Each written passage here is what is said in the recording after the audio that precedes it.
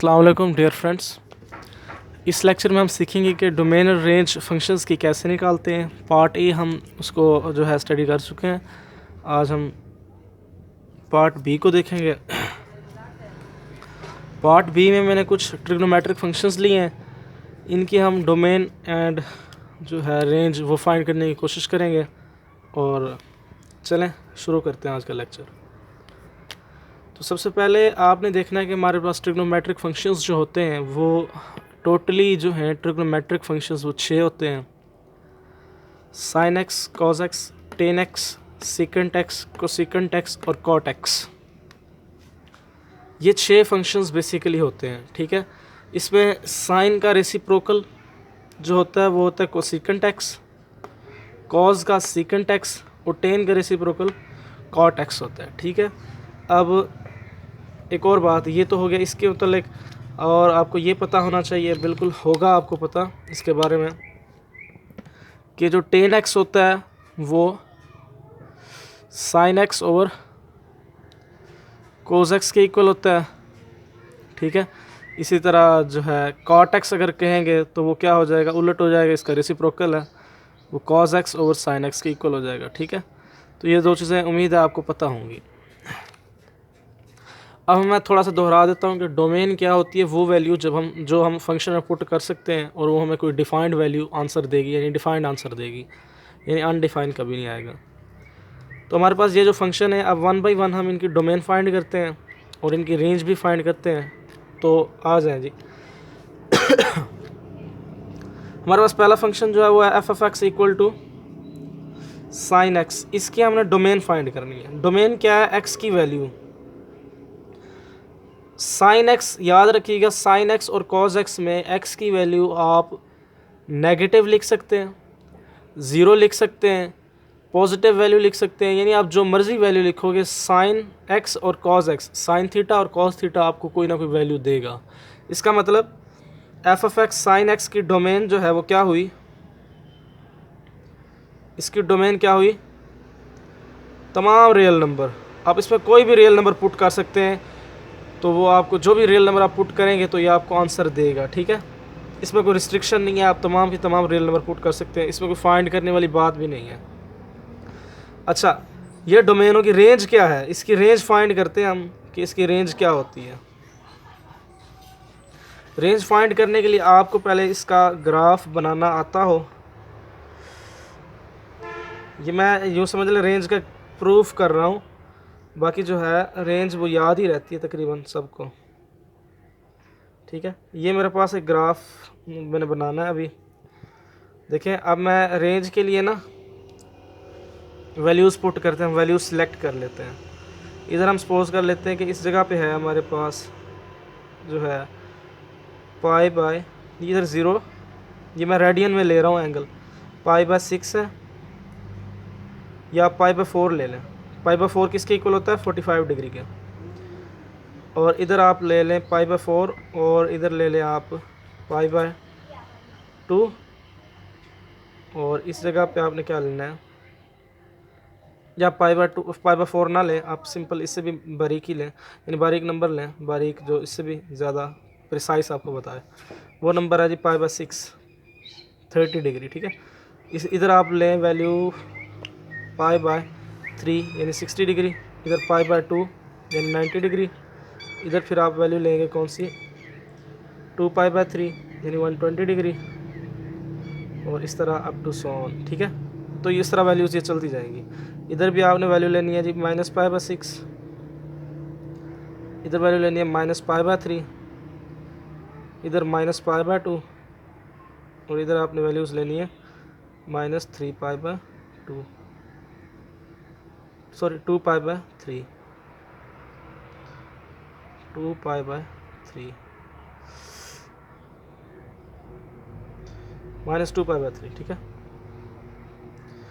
अब minus 2 pi by 3 हम sign में ये वैल्यूज़ पुट करके देखते हैं। साइन ज़ीरो कितना होता है, sine zero zero, sine pi by 6 यानी साइन 30। अब इधर आप निशान लगा लें कि इधर जो होगा हमारा 1 होगा इस पॉइंट पे, और डाउनवर्ड इधर क्या होगा, -1 होगा, इस जगह पे 1 होगा। ये आंसर्स आएंगे रेंज वाले हमारे। ठीक है, रेंज हम फाइंड करना चाहते हैं ना।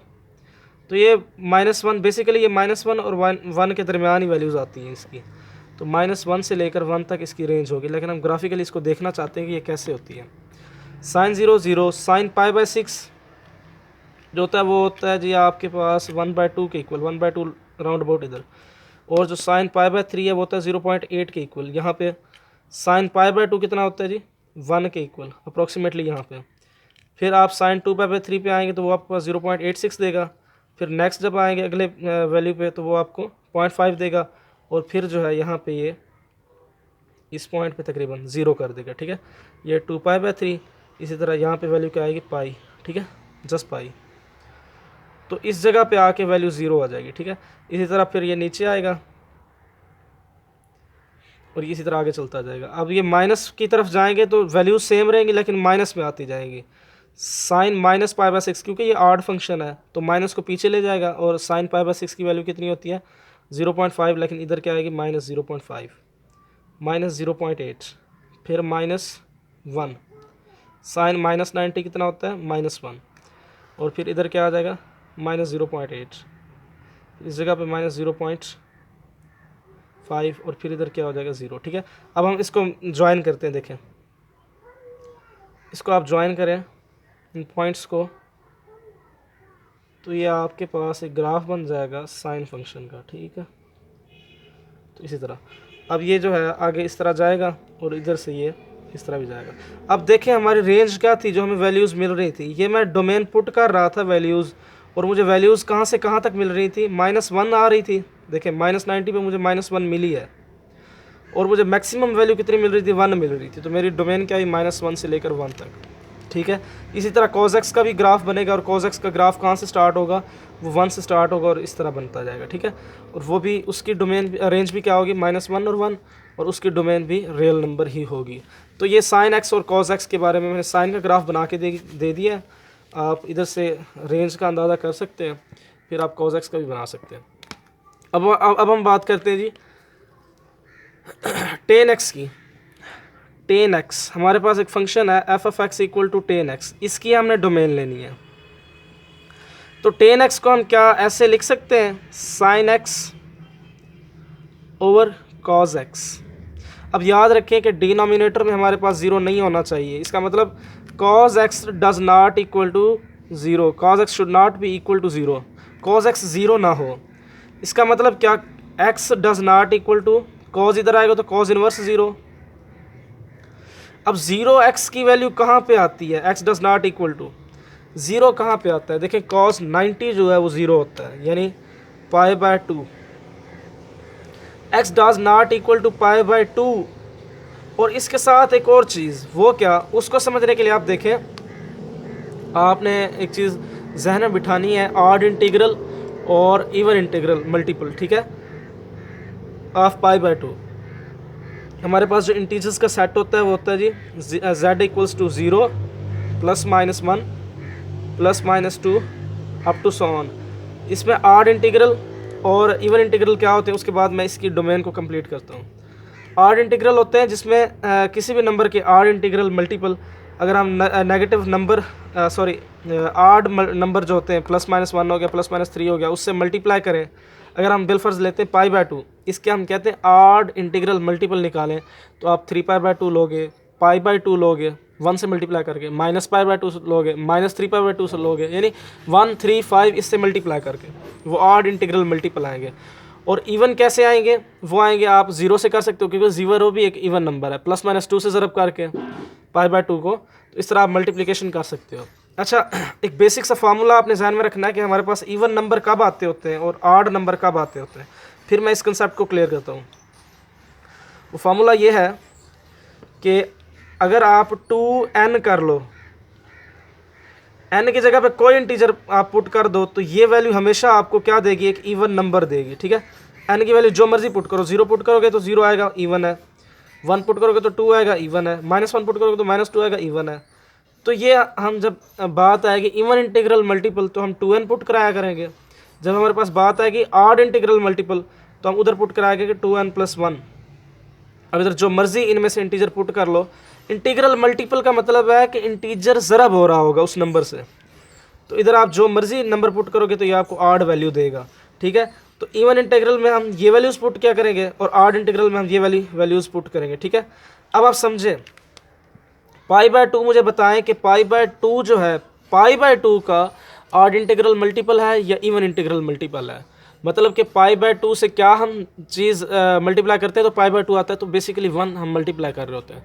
तो 1 ऑड नंबर है तो ऑड इंटीग्रल मल्टीपल हुआ π/2, यानी π/2 ना हो और ऑड इंटीग्रल मल्टीपल भी ना हो, कोई भी ऑड इंटीग्रल मल्टीपल है वो भी ना हो इसमें, ठीक है। ऑड इंटीग्रल मल्टीपल के लिए मैंने भी फार्मूला लिखा है। क्या फार्मूला था जी? x does not equal to π/2 का ऑड इंटीग्रल मल्टीपल यानी 2n+1 π/2, ठीक है, ऑड इंटीग्रल मल्टीपल, ठीक है।